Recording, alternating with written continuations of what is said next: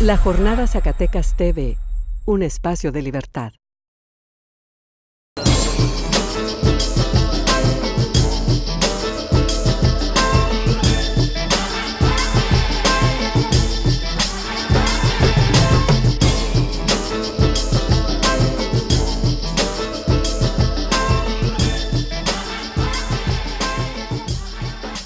Ya después de haber escuchado el discurso de 40 y tantos minutos, por ahí más o menos, de Miguel Alonso, ¿qué balance pueden hacer? ¿Qué lectura le dan no solo al discurso pues que dieron, ¿no? Sino más bien al balance de los 6 años de la administración gubernamental de Miguel Alonso Reyes? ¿Ustedes cómo lo verían?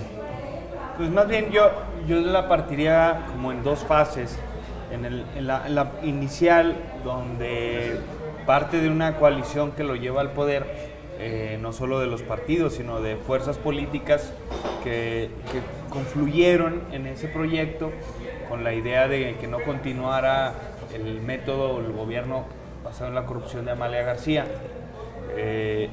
Se dura alrededor de 2 años y después, a raíz de eso, empieza a desgranarse los grupos. Recordemos que también había un pacto de facto con el monrealismo, que es a raíz de que entra Guillermo Huizar a la Contraloría.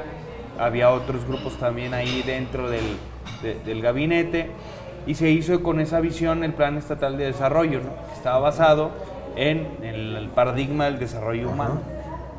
Incluso podemos ver los discursos dentro de esos primeros 2 años que incluían esa visión. A raíz de pues los cambios políticos dentro del gabinete y de las diversas rupturas, pues se migra a algo que no se sabe cómo concluye, ¿no? Por un lado, el tema de la seguridad fue un eje fundamental, o que se hizo hincapié en el gobierno, pero que pues termina bajo una crisis muy complicada, ¿no? Si yo mal recuerdo, no ha habido, es la primera ocasión que Zacatecas encabeza la situación en primer lugar como el estado que tiene el número 1 en delitos de alto impacto, pese a los 4,000 millones que se invirtieron en infraestructura de seguridad. Así es. Sí, y a mí me parece que el gobernador no haya asumido parte de la responsabilidad en su discurso, porque me parece que ese intento de maquillar tanto la información lo lleva a un grado casi increíble, inverosímil en muchos aspectos. Y en ese sentido, esta parte de la infraestructura, el gasto que se hizo durante el sexenio, también me pareció excesivo porque, como mencionas, los índices nunca bajaron y por el contrario aumentaron en varios aspectos. Yo creo que eso es lo interesante, porque por supuesto que en estos discursos, y es más, ni siquiera es un informe propiamente en donde esté frente a un parlamento, a un poder legislativo contrapeso, que valdría la pena hacerlo. A pesar de eso, es un discurso, bueno, más bien, justo por eso, es un discurso así triunfalista, un discurso en donde se habla de las grandes hazañas y los logros que se consiguieron durante estos 6 años. Sin embargo, los indicadores son, a pesar de tener esos indicadores con estos organismos que pueden ser cuestionados, ya sabemos lo del Coneval, INEGI, esos pero son complejos que son cosas constantes, ¿no? Que a pesar de eso, ahí están estos indicadores. En desarrollo humano hubo un estancamiento total. O sea, el posición 25 sigue siendo, en 2012 siguió siendo la misma que en 2008. Los semáforos de inseguridad, esto que decías de alto impacto, pues sí, Zacatecas destaca en este último mes que se tiene registro como el estado que tuvo el mayor índice de tasas de incidencia delictiva en cuanto a homicidio, secuestro, extorsión y violación. Eso vale la pena aclarar que es por cada 100,000 habitantes. La medición se hace bajo ese enfoque, no es la cantidad, es una tasa, pues, o sea, porque muchos la justificación es, no, hay más muertos en otros lados. Pues sí, pero hay más población. Así es una tasa que se saca justo a partir de esos 100,000 habitantes. También la inseguridad, bueno, en inseguridad estamos viendo ya en los 6 años, 2010 hubo, mejor dicho, 111 homicidios dolosos, en 2015 cerró con 232, o sea, hay un incremento del 104%. más bien 109%. Los secuestros aumentaron de 2010 a 2015 5.9% y las violaciones 48%. O sea, ahí están estos indicadores que otra vez vuelven a echar Pues chocan a la con lona el a ese discurso, ¿no? Ese discurso que termina siendo triunfalista. El Producto Interno Bruto, es cierto que el Producto Interno Bruto se mantuvo, la tasa de crecimiento de la economía zacatecana en estos 5 años, porque de 2015 a 2010 se mantuvo en 3.7, está por arriba de la media nacional. Sin embargo, hay que decir que el 60%, más del 60% de los zacatecanos están trabajando todavía en la informalidad.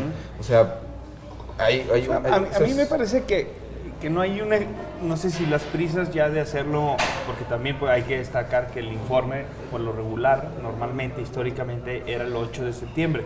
Ahora lo hicieron el 2 de agosto, por razones me imagino, de poder continuar con la promoción de obra durante el mes de agosto para cerrar con todo, me imagino, la administración y entregarla el 12 de septiembre a Alejandro Tello.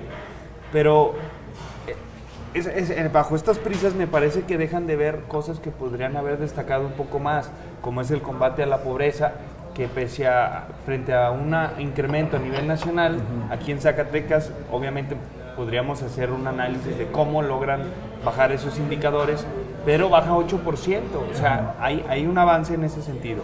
El otro factor también es el crecimiento económico, ¿no? Podrían destacar un poco más el tema de que están creciendo más allá que a nivel nacional, ¿no? O sea, hay cositas así donde no me explico por qué no destacan más eso frente al tema de la seguridad, que, como dice Martín, choca con la realidad. Sí, yo también creo que podrían haberlo destacado más, bueno, es lo poco que podrían destacar en esos indicadores de Coneval de 8% de disminución de pobreza y sí, del Producto Interno Bruto. Sin embargo, pues también choca la realidad con que, bueno, todavía más de la mitad de la población sigue siendo pobre, todavía ese 6 de cada 10 zacatecanos están trabajando fuera del amparo de la ley en la informalidad, que las empresas estas... que en el discurso del informe habla Miguel de que la maquila, de que la manufactura trae grandes beneficios. Cuando lo han machacado una y otra vez la academia, principalmente en la Facultad de Economía y en la Unidad Académica de Estudios del Desarrollo, que este tipo de desarrollo basado en la inversión extranjera directa a través de maquiladoras, pues no conlleva desarrollo, mucho crecimiento puede ser, pero desarrollo nada, porque estas empresas un día están, otro día no están, es capital golondrino, es capital que además ofrece salarios raquíticos, miserables, en condiciones pues nada halagadoras, nada buenas. Acá pues, ¿no? es cuestión creo que el equipo del gobernador le debería de ayudar un poco más en el sentido de destacar que pues, la economía funciona en base a varios motores, principalmente el exterior y el interno. El exterior es el trabajo que se hace para atraer estas empresas de inversión extranjera, pero el principal que debe de funcionar es el interno, ¿va? El motor interno del mercado, y ese es el que no ha podido despegar, ¿no? Y ese es el que donde puedes agarrar al changarrito que está en la informalidad y con políticas internas de acercamiento, de fomento, si puedes meterlo a la formalidad, ¿no? Sí, y eso pues, lo vemos en la universidad. La Universidad Autónoma de Zacatecas se desploma porque no hay seguridad laboral. Y al no haber seguridad laboral, no hay prestaciones, no hay seguridad social para la salud, y eso afecta pues, directamente en el bienestar de la gente, ¿no? Así es, en la realidad. Si hubieran hecho esa chamba del mercado interno, podrían presumir, obviamente, otros indicadores de mejor bienestar para Zacatecas. Sí, por el contrario, les interesa más como mensajes de relumbrón, de más imagen política, más publicidad, en aspectos que para ellos son más importantes. Destacado también fue el hecho de lo que sucedió en las inmediaciones, en el perímetro del Palacio de Convenciones este martes. Un grupo de profesores y simpatizantes de la causa magisterial intentaron ejercer su derecho al libre tránsito y la circulación. Sin embargo, un bloqueo de policías, un bloque de fuerzas del Estado, pues le impidió el paso a este grupo de manifestantes. Yo decía, violentando dos derechos constitucionales, tanto el de libre tránsito y circulación como el de manifestación. Son artículos que están en la Carta Magna, el 6 y el 11, me parece. Hubo agresiones contra los profesores y pues ahí está una muestra más pues de cómo está reaccionando el Estado frente a los conflictos, en este caso magisterial, los conflictos sociales. Yo creo que es más una torpeza otra vez. Pinto no es esto, ¿no? O sea, Pinto no le ayuda al gobernador en el sentido de no tenía nada de malo que les dieran una zona dentro del Palacio de Convenciones o en el mismo estacionamiento. Ahí está, órale compañeros, griten, digan lo que sea, ya les da su derecho de pero no, tenían que bloquearlos y el problema no es que los bloquees, güey. Pues eso pasa, aquí pasas y en todos lados hay cierto límites para la protesta, ¿no? Que te puedas acercar al ejecutivo. Sí. Pero el problema fue cuando vino el movimiento hacia repeler la manifestación, ¿no? De moverlos, y es ahí donde se dan las agresiones. Yo veo que fue un movimiento inútil de Pinto, de nueva cuenta, que solo llama reflectores a las represiones a los profesores. Sobre todo porque eran 50, 60 maestros. Era muy poca gente, pues. Pudieron haberlos dejado entrar aunque sea ahí a la explanada del palacio y ya, sin problema. O sea, sin problema, ¿no? Pero otra vez... Pues no sé si solo es Pinto o también el propio gobernador no quiere que haya mácula, que haya una mancha en su evento del año. Mira, pues, ¿no? yo creo que sí es... Bueno, ahí porque es cierto, podrían estar ahí a una distancia. Por la historia que tiene Pinto, pues sí es tipo que no tiene esa capacidad. Y también o sea, yo por las funciones que tienen cada uno. Pinto es el que acciona y toma las decisiones en ese momento. Y por otro lado, Santoyo, que no hace la labor de consensar eso. A ver, ¿te quieres manifestar? ¿No hay forma de que lo evite? Ok. ¿Qué te parece si lo hacemos aquí? Vas. Claro, eso es cierto, ahí, eso es cierto. Va. Y eso es donde me parece que ya los funcionarios lo que quieren es que se acabe, no es ya irse, adelantamos el informe, y ya, vámonos, ¿verdad? Porque ya muchos no están haciendo su labor. Es que también, ¿qué ha pasado la vez que te tocó a ti estar creo que fue aquí en la prepa 1 o en la secundaria, cuando estaba Miguel en un evento, Miguel Alonso, y llegaron con pancartas, ¿no? Estudiantes. Y no se le veía nada, obviamente no se le veía nada tranquilo, o sea, ese tipo de cosas es probable, a partir de ese tipo de cosas es probable que haya dicho, el tema es que pues mucho, para cualquiera es incómodo, sí, pero el tema es cómo reaccionas frente a eso, ¿no? Eso es. O sea, en esa ocasión fue incómodo, pero no hubo una reacción violenta.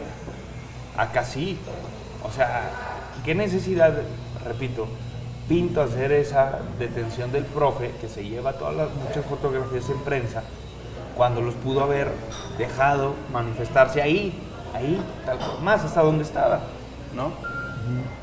Puede ser también cuestión de cálculo político, ¿no? Porque a lo mejor se ve mejor atendiendo a jóvenes de 16 años que lo increpan, que a profesores más agresivos, más... Y más espabilados en otros menesteres. Pues sí, y eso nos lleva al tema nacional, ¿no? O sea, que el tema magisterial, pues sí está se avanzó en ciertas negociaciones, pero ahorita está ya muy empantanado, ¿no? Ya con la disidencia un poco más radicalizada y también con el sector empresarial demandando de forma inédita al presidente de la República que resuelva el conflicto. Sí. Sí, me parece que el gobierno federal va a tener que hacer un balance de los pros y contras que puede generar al favorecer al sector empresarial o al magisterial. Y a mí me parece importante la presión que puede ejercer no solo los maestros, sino todo el movimiento que se ha producido en torno a ellos. Hasta el momento dicen que ya está prácticamente negociado que se reinstalen a los maestros, que la evaluación sea voluntaria para acceder a estímulos y eso, como una especie de carrera magisterial, pero todavía no lo sueltan públicamente. Están viendo cómo evitar que sea que se vea como una derrota para... Pero es lo mismo, ¿no? Yo creo que el gobierno sigue en esto, que ceder frente a una exigencia social es una derrota cuando podrían transformarlo en una victoria, ¿no? La posición del empresariado pues es la histórica.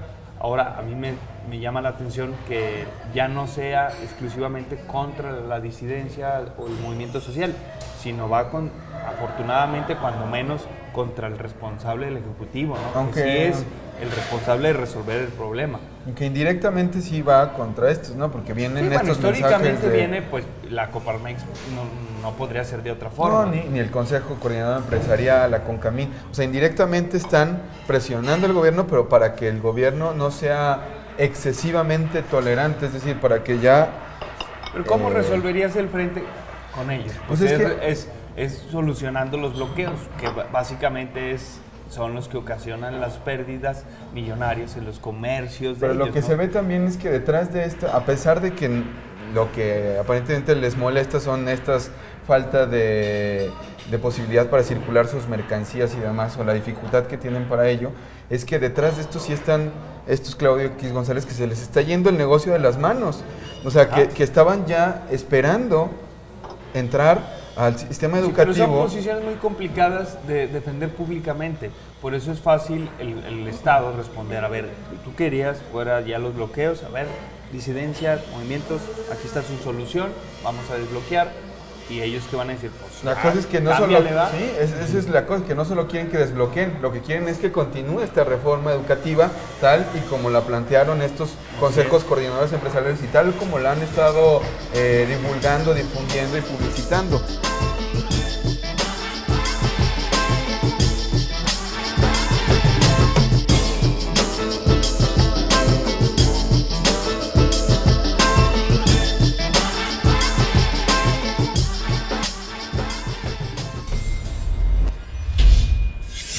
La Jornada Zacatecas TV, un espacio de libertad.